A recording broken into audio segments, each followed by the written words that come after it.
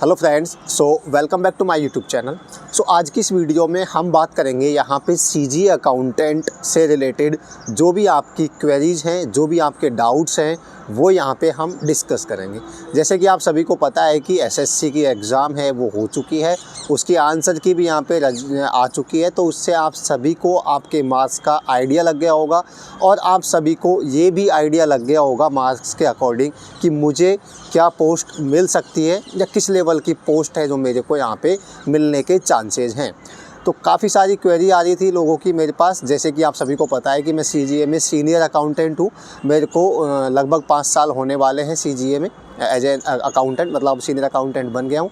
तो जो भी क्वेरीज थी, जो भी आपके डाउट्स थे, वो मैंने यहाँ पे लिए और कुछ जो कॉमन क्वेश्चंस हैं, जो कॉमन डाउट्स हैं, वो मैंने यहाँ पे सेलेक्ट किए और उनका यहाँ पे मैं आपको यहाँ पे जवाब देने वाला हूँ। उनकी आपकी जो क्वेरीज हैं उनको मैं कोशिश करूँगा कि जितना मुझे पता है वो मैं आपको यहाँ पे क्लियर कर सकूँ, ताकि आपके डाउट यहाँ पे क्लियर हो सकें और आगे जाके आप आपकी प्रेफरेंस वगैरह सही से डिसाइड करके भर सकें। ऑलराइट, तो चलिए स्टार्ट करते हैं आज की इस वीडियो को।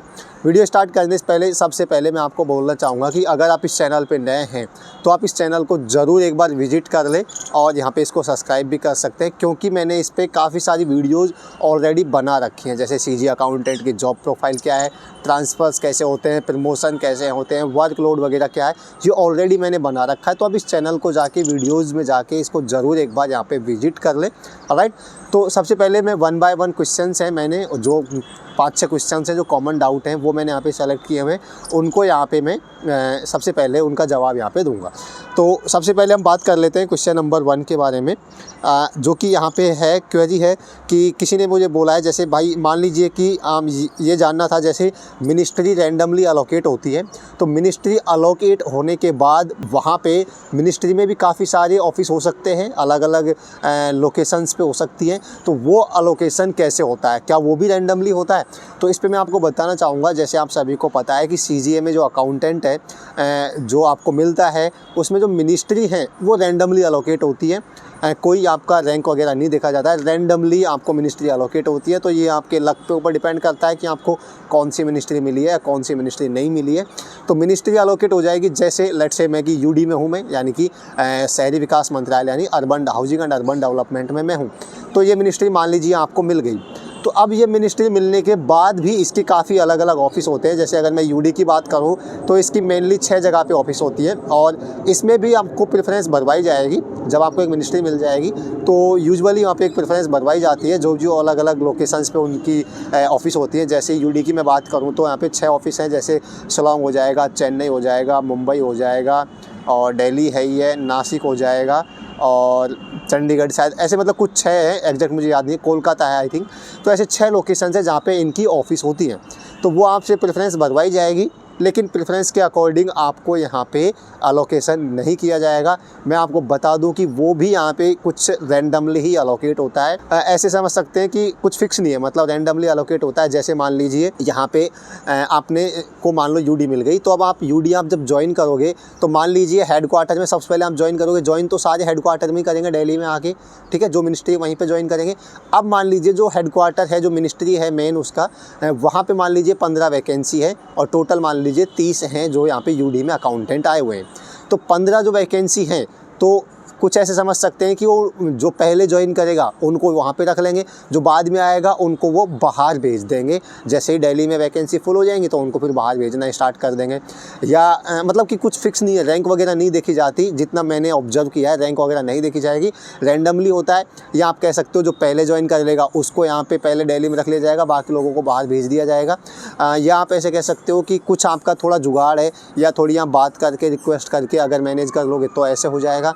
या कुछ अलग, जैसे कोई मान लो हैंडीकैप्ड है, कोई मतलब ऐसा है जो उनको लगता है कि इसको हाँ दिल्ली रखना चाहिए, तो वो यहाँ पे रख सकते हैं वो। यानी कि कोई भी रैंक वगैरह नहीं देखी जाएगी। अब आप समझ सकते हो कि आप कह सकते हैं कि रैंडमली यहाँ पे अलोकेशन होता है, या आप ऐसे समझ सकते हो जो पहले आता है उसको पहले वैकेंसी भरी जाएंगी, जब वैकेंसी यहाँ पे फुल हो जाएंगी तो फिर उनको बाहर की जो लोकेशंस हैं वहाँ पे उनको भेज दिया जाएगा।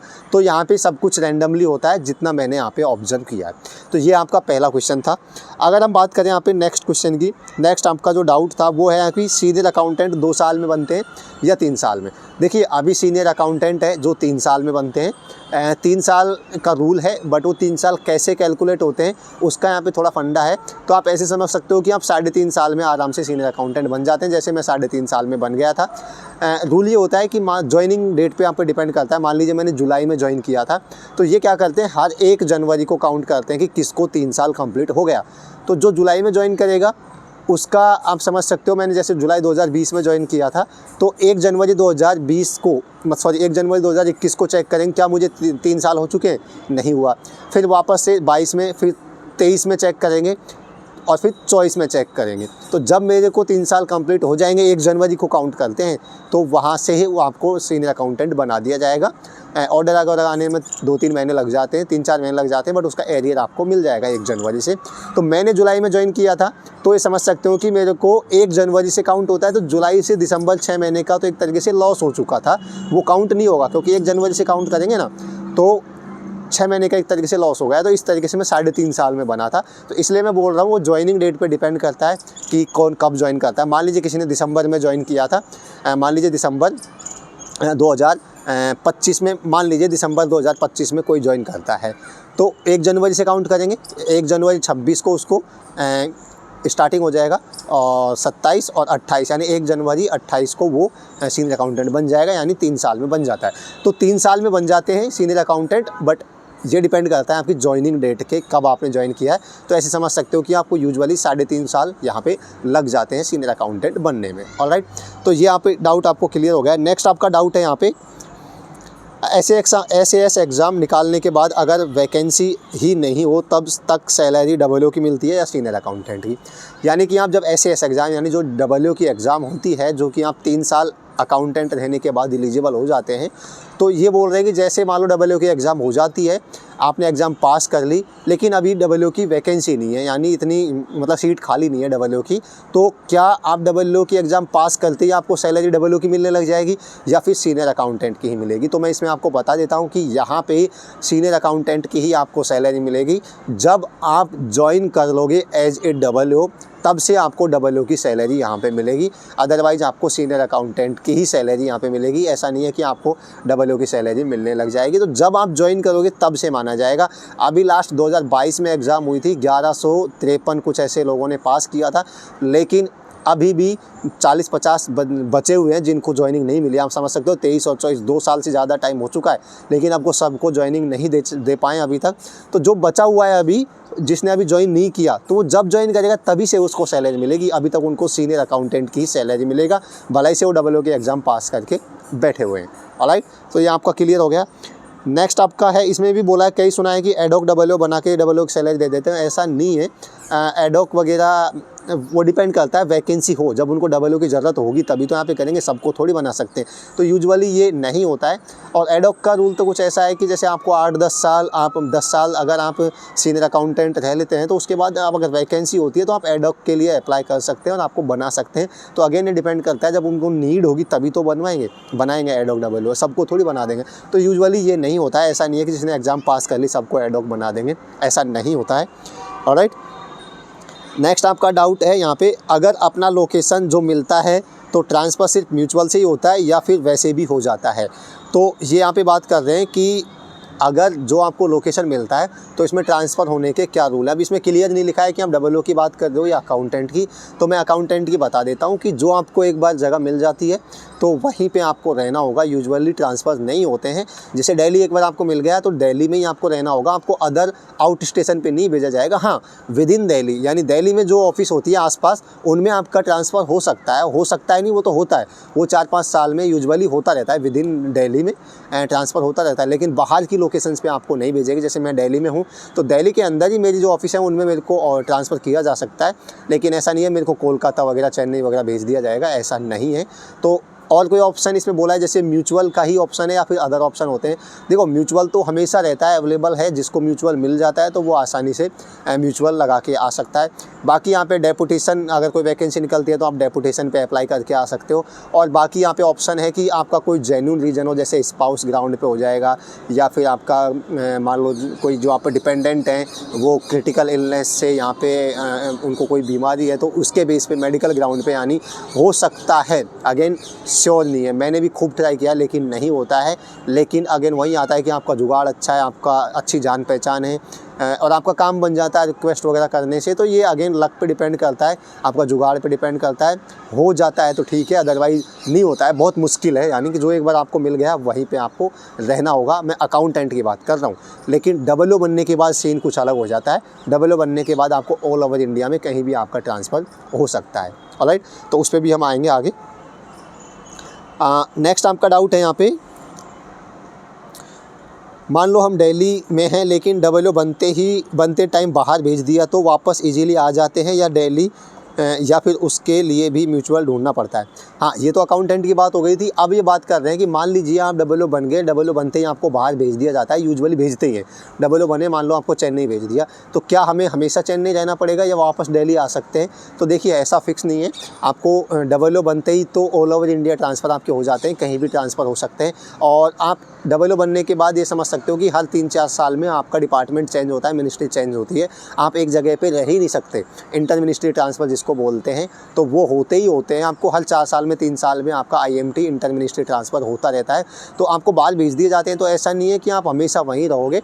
आप दिल्ली तो ये समझ सकते हो कभी भी आ सकते हो, क्योंकि मैक्सिमम वैकेंसी जो दिल्ली में ही होती हैं, सारी मिनिस्ट्री ज़्यादातर जो वैकेंसीज होती हैं वो दिल्ली में ही होती हैं। तो दिल्ली तो ईजिली आ सकते हो, ठीक है। बट दिल्ली से बाहर जाना मुश्किल है। जैसे मैं राजस्थान से हूँ मान लीजिए, तो मैं दिल्ली से राजस्थान कोशिश करता हूँ जाने की, तो वो मुश्किल हो जाएगा। लेकिन मैं राजस्थान से या कहीं बाहर से, कोलकाता चेन्नई से मैं दिल्ली आना चाहता हूँ, तो मुझे लगता है कि वो आप आ सकते हो आसानी से, ज़्यादा मतलब प्रॉब्लम नहीं करनी होती। अगर नहीं भी होता है तो 3-4 साल बाद जब IMT होगा आपका, तो उसमें आपका नंबर आ जाएगा, तो आसानी से ट्रांसफ़र हो जाते हैं, ऐसा कोई नहीं है। एक बार आपको बाहर भेज दिया तो वहाँ पे आपको 3 साल 4 साल निकाल लेंगे, उसके बाद जब IMT आएगा तो उसमें आपका नंबर आ जाएगा और आपको बाहर मतलब अदर लोकेशन आपको मिल जाएगा। तो ऐसा नहीं है, इसमें कोई प्रॉब्लम नहीं है। दिल्ली आप आसानी से आ ही जाते हैं, तुरंत नहीं बोलूँगा, बस 2-4 साल बाद आप आराम से यहाँ पे आ जाते हैं। तो ये डबल के ट्रांसफ़र के बारे में हो जाएगा। नेक्स्ट आपके यहाँ पे डाउट है, न्यू प्रमोशन रूल अगर ट्रांसफ़र रूल कब से लागू होंगे सकते हैं? अगर ज्वाइनिंग पहले हुई तो लागू होंगे या नहीं? ये बोल रहे हैं कि जो न्यू RR की बात कर रहे हैं, यानी जो सीनियर अकाउंटेंट अभी 3 साल में बनते हैं, तो न्यू RR की बात चल रही है, जो आने वाला है, ऐसे सुनने में आता है कि जिसमें अगर आप वो आ जाएगा तो आप 6 साल बाद सीनियर अकाउंटेंट बनेंगे। तो अगर ये होता है तो ये पूछ रहे हैं कि क्या हमने ज्वाइन कर लिया और उसके बाद अगर ये रूल आता है तो क्या हम पे अप्लाई होगा? तो ऐसा नहीं है, उसमें टाइम आएगा कि कब से अप्लाई होता है। मान लीजिए आप अब ज्वाइन कर लेते हो और उसके 6 महीने बाद न्यू RR रूल आता है, रिक्रूटमेंट रूल, तो वो आप पे क्यों लागू होगा? वो आप पे लागू नहीं होगा, आप पे वही लागू होगा 3 साल बाद आप सीनियर अकाउंटेंट बन जाओगे। तो जब से आएगा तब से लागू होगा, जो उससे पहले ज्वाइन कर लेगा उस पर उसका कोई फ़र्क यहाँ पे नहीं पड़ेगा। ऑलराइट, और नेक्स्ट है, अगर ज्वाइनिंग पहले हुई तो लागू होंगे या नहीं होंगे? नहीं होंगे तो मैंने बता दिया। कब से लागू हो सकते हैं, देखो इसका अभी कुछ नहीं पता, जब पता चलेगा तो मैं वीडियोज़ के थ्रू आपको सारी इन्फॉर्मेशन दे देता हूँ। अभी इसका कुछ ऐसा नहीं है, अभी हाल फिलहाल मुझे नहीं लग रहा है ये लागू होगा। अगर हम पहले ज्वाइन करते हैं और बाद में रूल लागू होते हैं तो 3 साल बाद हम सीनियर अकाउंटेंट बन जाते हैं, उसके सैलरी 4200 के अकॉर्डिंग मिलेगी या 4600 के अकॉर्डिंग मिलेगी। तो ये बोल रहा है कि अगर मान लीजिए आप रिक्रूटमेंट रूल आपने ज्वाइन कर लिया और बाद में रूल आता है, तो क्या हमें सैलरी 4200 के अकॉर्डिंग मिलेगी या 4600? जाहिर सी बात है 4600 के अकॉर्डिंग मिलेगी। या जो सीनियर अकाउंटेंट हैं पहले से, उन पे तो सब पे लागू होगा ना, वो तो 4600 पे जाएंगे, प्रमोट होंगे। ये थोड़ा ना है जो पहले सीनियर अकाउंटेंट थे अब तक के, उनको 4600 नहीं मिलेगा, जो आगे ज्वाइन करेगा उनको 4600 मिलेगा, ऐसे थोड़ी है। जो पहले सीनियर अकाउंटेंट है, जाहिर सी बात है उनको तो 4600 मिलेगा ही मिलेगा। तो आप अगर ज्वाइन कर लेते हो और बाद में आप सीनियर अकाउंटेंट बनते हो, बाद में रूल आता है, तो जाहिर सी बात है आपको भी 4600 मिलेगा। इसमें तो कोई डाउट होना ही नहीं है, ये तो कॉमन सेंस की बात है। तो ये हो गए आपके कुछ डाउट। डाउट्स, ये कुछ क्वेश्चंस थे जो मैंने कोशिश की है यहाँ पे उनका जवाब देने की। अब और मैंने कई वीडियोज़ मैंने बना रखी हैं सीजी अकाउंटेंट से रिलेटेड, जैसे आपको पता है चैनल का नाम ही सीजी अकाउंटेंट है, और मैं इससे रिलेटेड सारी इस इन्फॉर्मेशन इस चैनल पे आपको प्रोवाइड करवाता रहता हूँ। तो आप चैनल पे जाइए, वीडियोज़ को विजिट कीजिए, और वहाँ पे आपको काफ़ी सारी वीडियोज़ मिल जाएंगी। जॉब प्रोफाइल सीनियर अकाउंटेंट की कब बनते हैं, क्या प्रमोशन सिनेरियो, डब्ल्यू के ट्रांसफ़र कैसे हैं, मतलब सारा डब्ल्यू के एग्ज़ाम कब होती है या नहीं होती है, कितने टाइम बाद होती है, कितना वर्कलोड है, सारा मैंने यहाँ पे बना रखा है। क्या ट्रांसफ़र पॉलिसीज़ हैं, सब कुछ मैंने यहाँ पे बना रखा है। आप उनको वीडियोज़ को देखिए, जाइए, और फिर भी आपके इन क्वेश्चंस के अलावा कोई और डाउट आपके मन में रह जाते हैं तो मैं सबसे रिक्वेस्ट करूँगा कि आप इस वीडियो में कमेंट कीजिए। आपके जो भी डाउट्स हैं उस सब को कमेंट कीजिए। अगर इनके अलावा जो आपके कॉमन डाउट होते हैं, अगर कुछ क्वेरीज आपकी और होती हैं, तो मैं इस वीडियो का सेकंड पार्ट भी ले आऊँगा और आपके जो भी डाउट्स हैं उन सबको मैं यहाँ पे क्लियर करने की कोशिश करूँगा। मैं आशा करता हूँ कि ये वीडियो आपके लिए हेल्पफुल रही होगी, इन्फॉर्मेटिव रही होगी। अगर वीडियो आपके लिए अच्छी लगी तो वीडियो को लाइक ज़रूर करें, और दोस्तों के साथ इसको आप शेयर कर सकते हैं। और अगर आप चैनल पर नए हो तो आप इस चैनल को भी यहाँ पे सब्सक्राइब कर सकते हैं, क्योंकि यहाँ पे मैं ऐसी ही इन्फॉर्मेटिव वीडियोज़ अपलोड करता रहता हूँ। मैं मिलता हूँ आपसे नेक्स्ट वीडियो में किसी नेक्स्ट टॉपिक के साथ। तब तक के लिए bye bye, take care and have a nice day.